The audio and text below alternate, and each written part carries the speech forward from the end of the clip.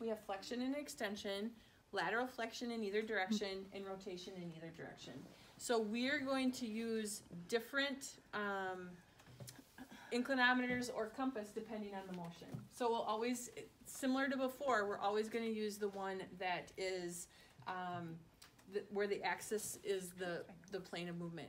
So you don't get to sit like that, my friend. Scoot. So for this, we always want people to be sitting up straight. We want to make sure that earlobes are over shoulders, over hips. So posture is going to be super important. Am I good? Yeah, you look good. You look great. So for flexion, so I'm going to have you go ahead and look straight ahead.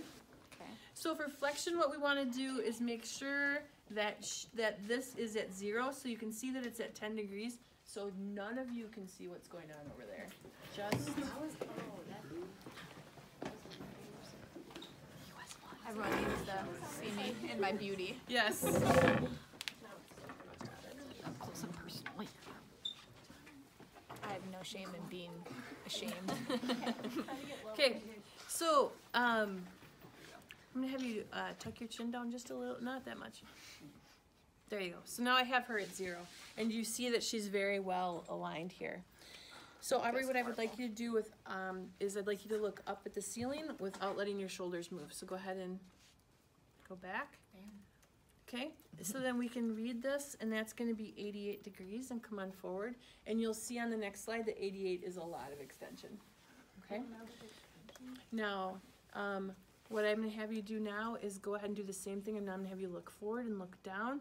The one thing that you did it perfectly, I want you to tuck your chin as you go down, and don't jut your chin as you go down. So then now we've got, go ahead and look up. So we've got 76 on that side, okay? And I'm just reading the degrees on the inclinometers, and again, they're in 2-degree increments. Now, for lateral flexion, you're gonna be looking at the inclinometer from the front. So someone who's in the front, Michael, is it at 0? Is she looking, is it straight up and down? Mm-hmm. Okay, so now what I'd like you to do is bring your left ear to your left shoulder. Good. What's the scale by 2s? Yeah. So it's 54. Okay, come on back up. And now I'm going to have you do the same thing, your right ear to your right shoulder. And this one's only, this is about 50, yeah, 54 again. Okay, and come on back up. Even baby. So that's how you're going to do lateral flexion with the crom. Now for the rotation, you're going to use the compass on top. This one actually moves, okay? So I need you to get back into that starting position where your chin is tucked just a little bit more. Come up a little bit more. So if Aubrey has her head at an angle, the needle will get stuck and it won't turn, okay? The compass won't be free to turn. Now this we can turn so that we can set it to 0. Okay, so Jimmy, you want to just check my magic trick and see that that's set at 0? So I can turn this to get it so that I'm at her 0. That's good. Thank you. You're welcome. Now what I want you to do is keep your shoulders in one place and look over your left shoulder for me. So now I'm getting 84 degrees. Come on back, and let's have you look over your right shoulder. And she's at 92 degrees that way, okay? Now I have my hands on her because what I don't want her to do is turn her whole body, and I'm focused on the compass, and so if I'm here, I can tell if she cheats. Okay, so that's my way of knowing whether or not she's cheating. So the crom is a very quick and easy way to measure all of those things. A lot of outpatient clinics will have something like this. People who don't see people with cervical problems as much probably won't. Okay, so we need to teach you multiple ways to do this, but this is certainly the quick and easy way, was with the crom. Does anyone have any questions about that? Okay, so we have 4 croms, so feel free to practice as part of your, there you go. So you don't want to turn this upside down because this piece comes out. Okay, close. So you want to make sure that it stays like this, and usually I do just like I did with Aubrey's. I say, can you put these on like a pair of glasses? Okay, all right, so this is the crom. Now, does someone have their large goni in extension? You can imagine we've talked about how the axis is really not important. Using a goniometer for spinal motion is somewhat ridiculous because there's no way that we really can even pretend that there's a single axis of motion that's occurring in the spine. Yet we have this goni that has a single axis of motion. So more reliable methods are the CROM or the tape measure, and we'll go through how to do all of those. But the goniometer is still used clinically. So I'm going to have you sitting up nice and straight for me. Good. Now this one, the stationary arm is going to be straight up and down. The axis is going to be Aubrey's earlobe, and we're going to line up the moving arm of the goniometer with the bottom of her nose. Okay, it's called the nasian. So we're going to be here. And the gonies should be starting in a position of 90 degrees. Okay, we want to keep that up. Now again, there are no measurements that we take for passive range of motion. It's all active for the cervical spine and the lumbar spine. So we're here. Okay, and go ahead and take your head forward. Now her ear moves, everything moves, right? So, help us out a little bit. Oh yeah, that would be huge, thanks. Let's go ahead and flex again for me. So I just move my goni with her, leaving this arm perpendicular, leaving the axis on her earlobe. Okay, and relax. So I have 10, 20, 30, 47 degrees. Okay? Now that's not going to be the same as what we got for the CROM. The norms are going to be different depending on what you use. So for the cervical spine, it's going to be super important that you document what tool you used, because it will be degrees for both, but the norms are different. Okay? We're going to have the exact same alignment for extension. So we're here, and go ahead and look up at the ceiling for me. Okay? So now we're going to keep that there. Stay vertical.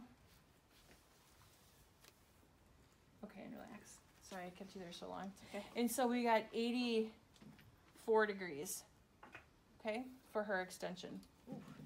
Yeah, ooh, is right. Okay, now I'm going to move you. I'm going to move you this way. Put your feet there, so we'll let the crowd stay where they are. Lateral flexion is where the stationary arm is going to follow the spine. The axis is going to be at C7, and the moving arm is going to bisect her head. Okay, so first we have to find C7. Your partner didn't do me a favor and mark it. Okay, so it's right here. You're good. So have you sit up nice and straight for me. There you go. Okay. All right, and let's have you bring your right ear to your right shoulder.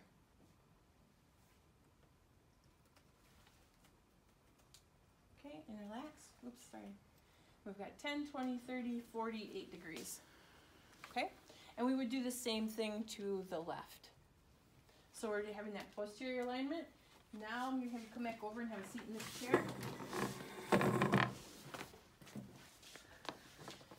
So now, you don't get the back of the chair though, sorry. Good. So now what I'm going to do is have you put your feet are flat on the ground. You're going to have your legs on your thighs. What we don't want to do is have the shoulders move, okay? Did you do something funny? No, you did. You said have your thighs on your legs. Legs on your thighs. Legs on your thighs. We would not want your legs anywhere else. See how much I let you know that you don't have to be perfect? Like, isn't it a relief that I make so many mistakes? So I'm gonna have to move you here. So there you go. Am I following this? So being behind her, I don't want her to have her back on the chair, because what that's going to do is put her in that really flexed posture. So I need her to be on the edge of her chair. I wasn't long enough to stand behind her and be able to read the goni. So for those of you who aren't as long as I am, I don't want to see you standing back there either, okay? So go ahead and look straight ahead for me. So the stationary arm is going to say straight ahead, and we're going to follow her nose with the moving arm, okay?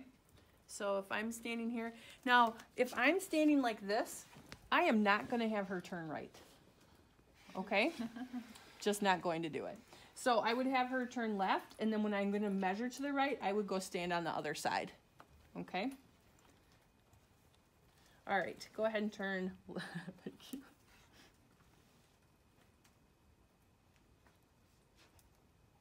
Show off. Okay, and relax.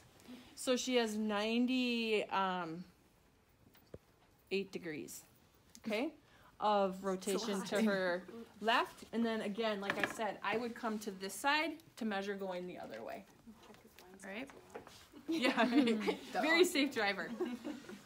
So those are all the ways that you would measure those same 6 motions, okay? The goniops are going to be, I don't do the sign of the cross, but all of a sudden I felt like I was. So these are going to be your 3 landmarks that we're going to use for all 6 of our motions. So for flexion and extension, we're going to use the cleft of the chin down to the suprasternal notch. Again, it's going to be really important that Aubrey is sitting up nice and straight, which you're doing a lovely job. So look straight ahead at the... To look straight or to have good posture? Good posture. So what you're going to want to do is always fix the proximal segment on the cleft of the chin with one hand, and then have the tape extended with the other, and you're going to let it slide in your other hand, okay? And you'll see what I mean in a minute. Now, you don't want it quite that long. So we're going to go here, and then we're going to go to our suprasternal notch. So I'm going to go here, and we have 13.2 centimeters. Now, I'm going to have you bring your chin to your chest. Okay, come on back up. So then I got to 3.4 centimeters. So I would subtract that number from the first number, okay? And that's what I would document in centimeters. To 1/10 of a centimeter. Extension would be the same. So we're here, and we're, oh, there we go. Knowing how much you extend. Okay, go ahead and extend.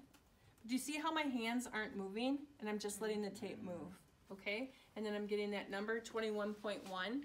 So now I would take 21.1 minus that baseline, okay? Now, I lied, there's actually 4 different points. For lateral flexion, I guess I'll do this side, actually. I think that'll work better for the crowd. We're going to go from the mastoid process to the lateral acromion, and we're going to do the exact same thing. So I'm going to find her mastoid process, and then I'm going to go out to her lateral acromion, and she's sitting up nice and straight. I'm tucking your, there you go. And so I have her at 19.4, and now I want you to bring your ear to me. There you go. And we're at 13.5. Go ahead and come back up. I would subtract that second number from the first. Okay, so we're shortening it, and then we're going to document that difference. Okay, now the last one is the rotation, and here we're going to go from the cleft of the chin to the lateral acromion. Okay, so I'm going to be here, go to the lateral acromion. We're at 24.2. Go ahead and look towards me. Now you want to try to keep your hands right in the right spot. We're at 7.7 and relax. So I would take that last number and subtract it from the first number and document her rotation. Okay? But the tape is always shortening for all of those except for extension. So extension, it will be lengthening. Are these numbers meant to be the norms for the other ones? Yeah. Because they don't seem like they really make sense with the movements for as differences. They Like flexion 1 to 4 centimeters change. Right, that is right. And then a big change when you go into extension. Because you don't have a... She would have been below norms for extension based on the numbers that we had. I don't way excessive for flexion. think so. I don't know. I know that those are the norms. I'm not sure that we should base them off of Aubrey's movement because she had a lot of movement. Oh, there's no way. So, Wait, Oh, because thanks. her flexion wasn't her starting point, it was like 13 something. And then when she went down, it was like 3 something. So it would have been 10. right. So that would have been... But the norm is 1 to 4. Right, Yeah, so that would have been more. And then for extension, we started at like 13 Mhm. and ended up at like 21. 22, 21. Yeah. So then she was like half of what the norm should have Yeah. been for extension when she's excessive. Yeah, when she's certainly excessive. I know I just added those last year, so I know that those are right. So I'm not sure we should base those on her. I just thought those to me look like the norms that I would have learned for like what the ending point is, like flexion moving down with an end point of 1 to 4 centimeters away. Yeah, except you would never document without having a starting point. You would always do a subtraction. Yeah. All right. Okay. It's good to question, absolutely good to question, because we all know that I'm not perfect, but I feel very confident in those. Okay? All right, so we talked about CROM. CROM is easy peasy. Just make sure you're looking at the right part, make sure the person is sitting up, and then the top one you actually need to zero out for north. For goniometry, for flexion and extension, the stationary arm is vertical. The moving arm is going to line up with the base of the nose, with the axis being the ear. You want to make sure that you're at 90. If you're not, let us know and we'll help you align that. Remember that with flexion and extension, all of those are moving quite a bit, and that goni is going to move with the head. Okay? Lateral flexion, we're putting the stationary arm down. The axis is C7. The moving arm is bisecting the head, and then we're moving either direction. For rotation, we're going up on top of the head. Stationary arm is going straight ahead. The moving arm is going to move with the nose in whichever direction you're rotating. Okay? For tape measure, for flexion, we're going from the cleft of the chin to the suprasternal notch. Extension, the same thing. Those are documented as differences. For lateral flexion, we're going from mastoid process to acromion process. Okay?